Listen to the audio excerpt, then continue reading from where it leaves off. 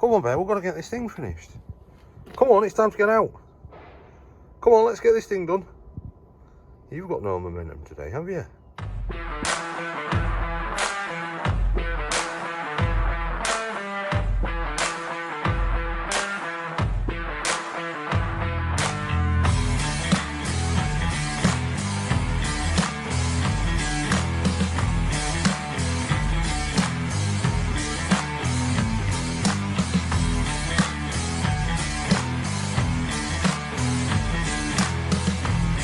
Back to the channel. Thanks very much to all the new subscribers. The last stuff that we uploaded has got way more hits than any other video that we have uploaded. You're liking the 606 content, or it's the stainless welding, the manifolds. What I want to know is, what is it that you do like? Leave a comment down below, let me know, and I will try and do more of that. This week's episode, what we're going to do is get into the LS3 swap behind me. I'm going to be doing a lot of footage of videoing the titanium air intake. It's a pie cut air intake. I'll go through a few things with that regarding the bends and why I'm using pie cuts and not bends. I like both. Some people seem to just like pie cuts. Some people seem to just go, I'm doing bends. I like both. I'm just going with this for pie cuts for a certain reason, but I'll show you that and why I'm doing that. The other thing as well that I said last week was I wanted people to guess what turbo I'm using on the 606. Genuinely, I have searched everywhere. I believe that we are going to be the first people to fit this turbo to a 606. I genuinely believe that. And when I reveal what turbo I'm going to use, what I want you to do is prove me wrong and say you are not the first person to use this, or yes, you are the first person to use this. So what I want you to do is guess what turbo I'm going to be using. To the people who subscribe, leave a comment down below, and the person who wins the guess is going to get some free K2 goodies. Right, so let's get on with the air intake. The reason I am using pie cuts and not bends on this build is simply because I cannot get the bend radius as small as I need it to be. So I'm forced with no other option than to do it in pie cuts. So what I've got to do is I've got to come out here, and then it's got to go back in. So it's coming back in to clear this, and then the filter's going down there, all as per the customer's request. So let's get that done now. Here we have the sections of titanium that are ready for pie cutting. My plan of attack is to have this line inline all the way down the air intake on the inside of the pipe. I think that'll look the best. So I've got to bear that in mind to spin my orientations around when cutting the pipes. Let's do that now.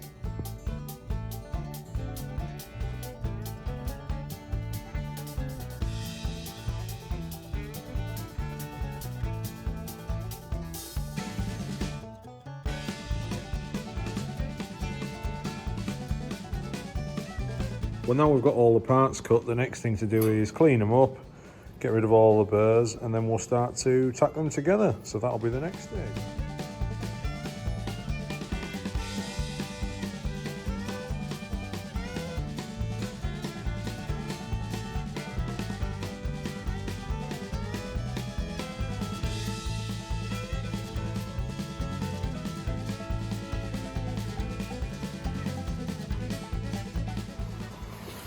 With any good welding, fitment is key, so all these gaps need to be the same all the way down. If there were discrepancies in the gaps, they were slightly bigger, they were slightly narrower in places, obviously then your weld's going to come out looking a bit crap. There's an order that I'm going to weld them in because of how they go on the positioner, so I'm going to weld all these welds first, purge from the back on either end, weld this one, then I'm going to weld that one onto there, then I'm going to weld that one onto there.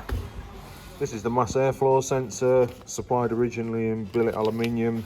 No good to us because we're making the pipe titanium. So big shout out to my man Woody, machined this up. Perfect fitment onto the 4-inch pipe in titanium. Let's weld this on then.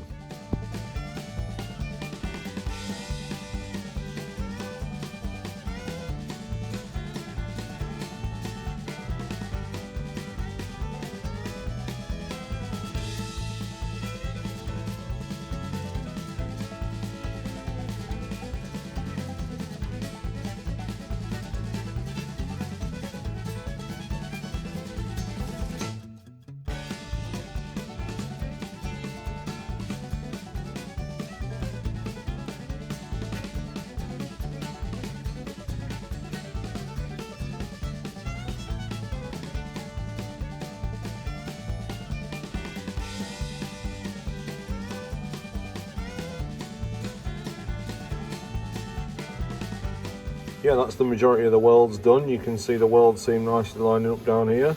What I'm going to do now is take it to the swager, swage this end, swage that end, and then I'll look to see where the airflow sensor goes, positioning wise. All nicely machined, so it's a perfect fitment on the top. So we'll get to that in a minute.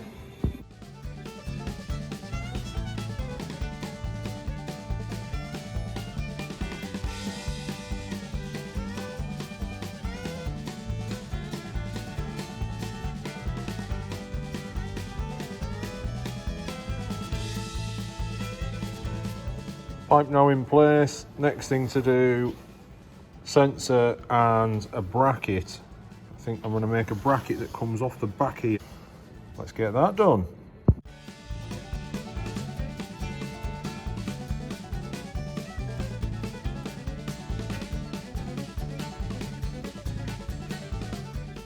Tab's now welded on the back. See, there's plenty of clearance there. It's actually going to sit about like that. And then that's the location for mass airflow sensor. That's the next port of call. Get that cut in.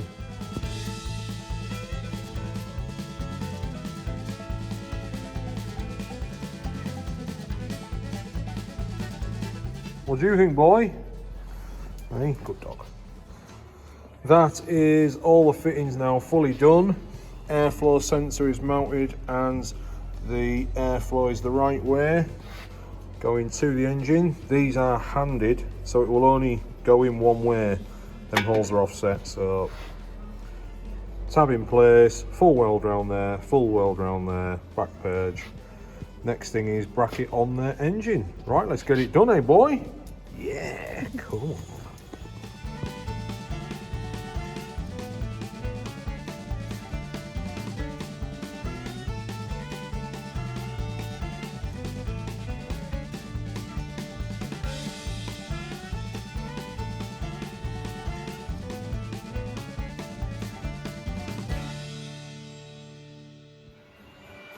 And that is it now, all nicely welded. Fitting on, tab on the back. So now we'll take it over to the car and put the stainless bracket on. Right, I hope you're enjoying the video. I'm going to get back to the titanium air intake in a minute. I just wanted to do a little bit of a tech talk this week regarding some of the tools that I use to do the job. I touched base last week on the ice engine works that are sold by Fabco. I'm not in any way affiliated with any of these companies. If you pick up a few things from it and it helps you to do your job better, thumbs up. These are TIG Aesthetics by Tick-On back purge plugs. Fantastic bit of kit.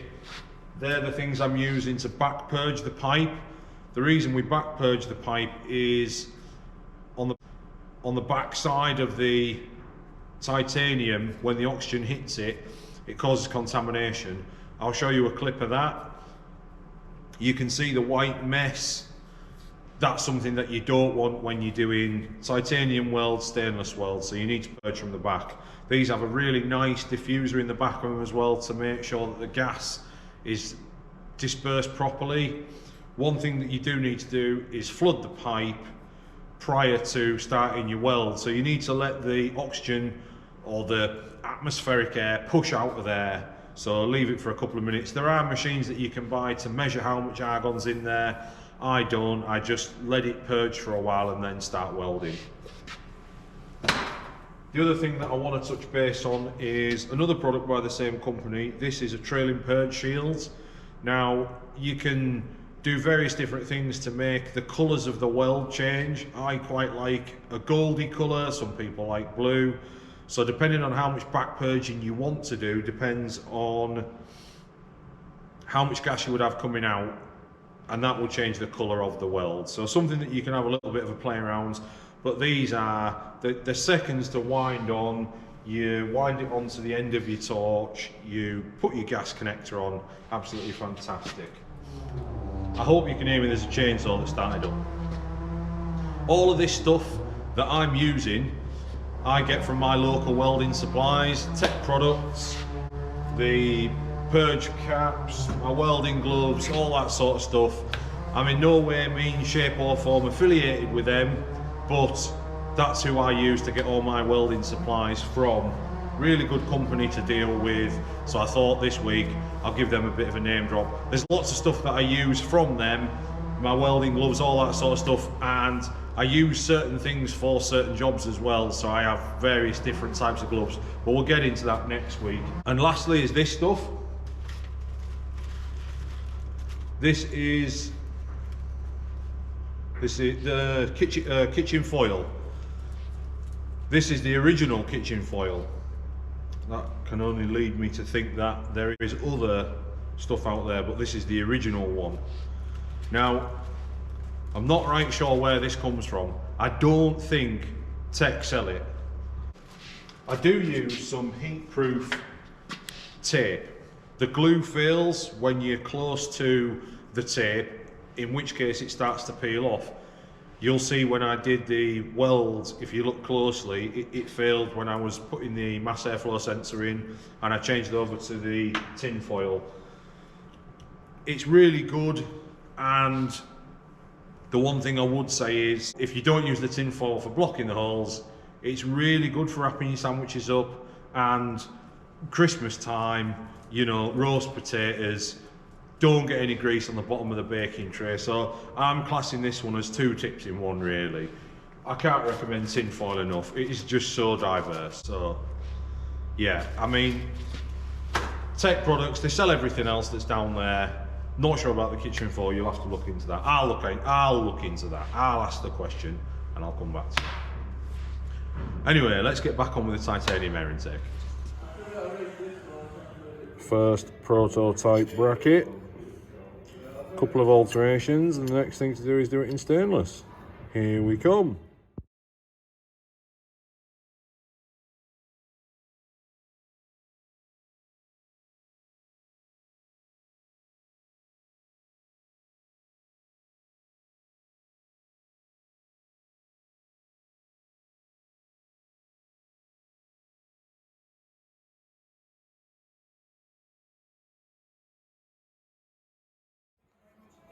And there we go. Titanium intake, bracket onto the aircon pump, all done and dusted. Let's get to fitting it.